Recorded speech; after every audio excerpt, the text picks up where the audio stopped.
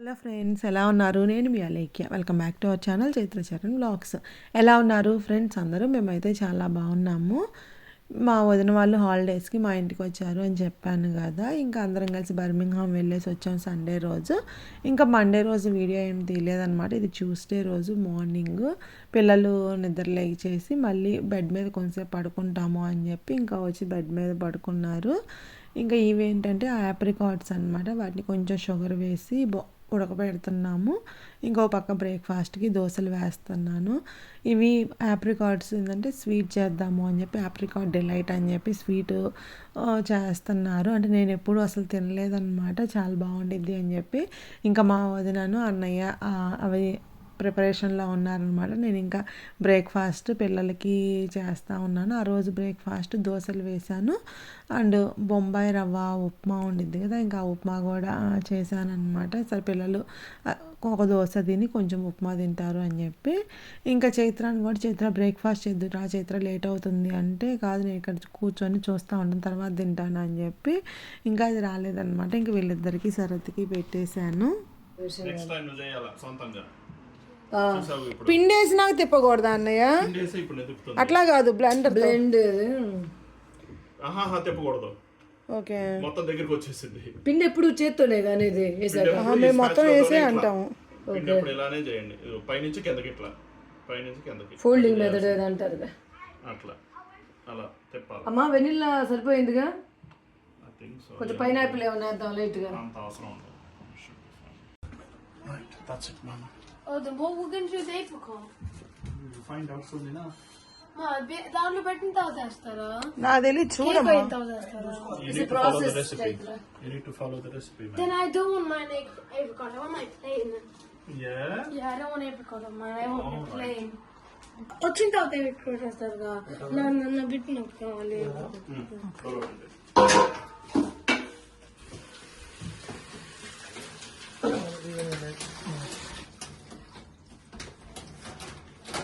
ఇది కూడా పట్టి కింద పెట్టే వరకు ఇది కూడా కింద పెట్టేసి పట్టిద్దిలే.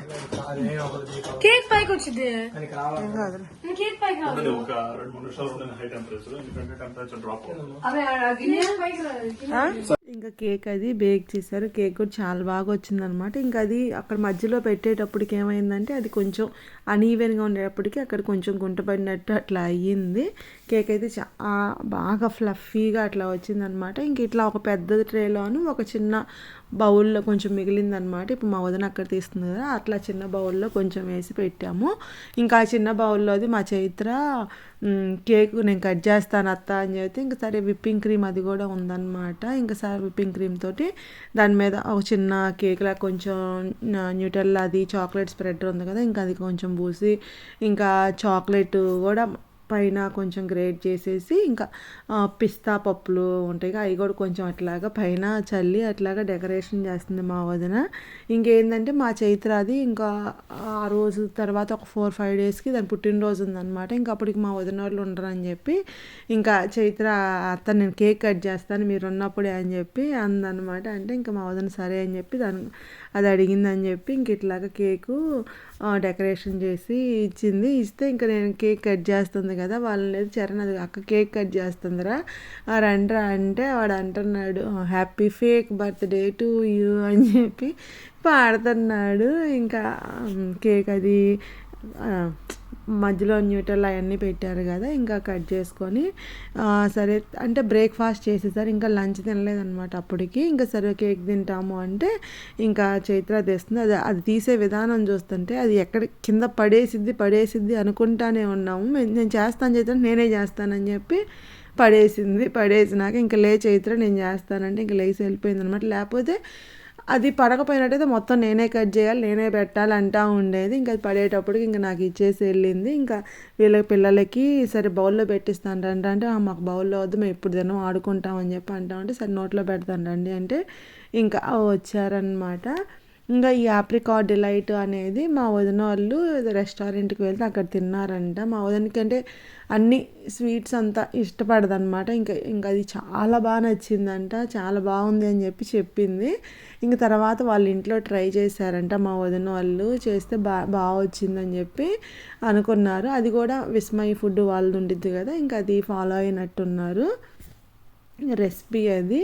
అంటే అది నాకు కరెక్ట్, నేను విస్మయ్ ఫుడ్ అని అనుకుంటున్నాను. ఇంకా అది ఫాలో అయినట్టున్నారు. ఇంకా మామూలుగా ఇక్కడికి వచ్చే ముందే అక్కడ నుంచి చేసుకొని తీసుకొద్దాము అని చెప్పి అనుకున్నారంట. అనుకుంటే కానీ టైము సెట్ అవ్వలేదు, అదే కుదరలేదని చెప్పి అన్నారు. ఇంకా ఇక్కడికి వచ్చిన తర్వాత సరే ట్రై చేద్దాము అని చెప్పి ఇంకా రోజు ప్రాసెస్ స్టార్ట్ చేశారనమాట. మార్నింగ్ లేచిన దగ్గర నుంచి పొద్దున్నే ఇంకా షాప్కి వెళ్ళి ఇంకా వాటికి కావాల్సినవి అన్నీ, అంటే ఇవి మైదా పిండి అవన్నీ అంటే ఉంటాయి కానీ ఆప్రికాట్స్ అట్లాంటివి ఉండవు కదా మా ఇంట్లో. ఇంకా షాపుకి వెళ్ళి ఇంకా అవి తీసుకొని వచ్చారనమాట. తీసుకొచ్చి ఇంక ఇట్లాగా ఈ పెద్ద కేక్ని పీసెస్ లాగా కట్ చేస్తున్నారనమాట. ఇంకా మార్నింగ్ నుంచి మా వదినను హరన్నయ్య ఆ స్వీట్ మేకింగ్లోనే ఉన్నారనమాట. చాలా పెద్ద ప్రాసెస్ అది.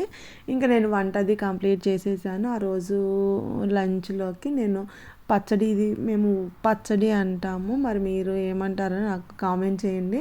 ఆ ఉప్పు పచ్చడి తాలింపు వేసాను, ఇంకా టమాటా పప్పు చేశాను. ఇంకా పులుసు ఉండిద్దిగా, మజ్జిగ పులుసు అనమాట. బెండకాయ వంకాయ కలిపి మజ్జిగ పులుసు చేశాను. ఇది చైత్రాకి నాకు చాలా ఇష్టం అనమాట. మా వదినకు కూడా ఇష్టంగా తినిద్ది ఇది. ఇంకా వాళ్ళు ఎక్కువ చేసుకోరనమాట మా వదిన వాళ్ళు. ఇంకా అందుకని చెప్పి నేను ఆ రోజు మా వదిన కూడా ఉంది కదా అని చెప్పి ఈ పులుసు చేశాను. ఇంకా అందరూ లంచ్ తింటున్నారు. మా చరణ్ ఏమో వాడు ఏదో అలిగినట్టున్నాడు, లంచ్ తినరా అంటే నేను తిన్నాను, ఇప్పుడు కొంతసేపు ఆగి తింటాను అన్నాడు. ఇంకా ముందు రోజు నేను ఏదైనా చికెన్ దమ్ బిర్యానీ చేశాను అనమాట. ఆ రోజు వీడియో అయింది లేదు, ఇంకా అది కూడా ఉందన్నమాట. ఇంకా సరే పిల్లలకి తలా కొంచెం అట్లాగా చికెన్ బిర్యానీ అట్లాగా పెట్టేశాము. ఇంకా ఈ స్వీట్ అనేది ప్రాసెస్ చాలా ఉంది అని చెప్పాను కదా, నేను ఆ రోజు వీడియో కూడా ఫుల్గా ఏం తీయలేదన్నమాట.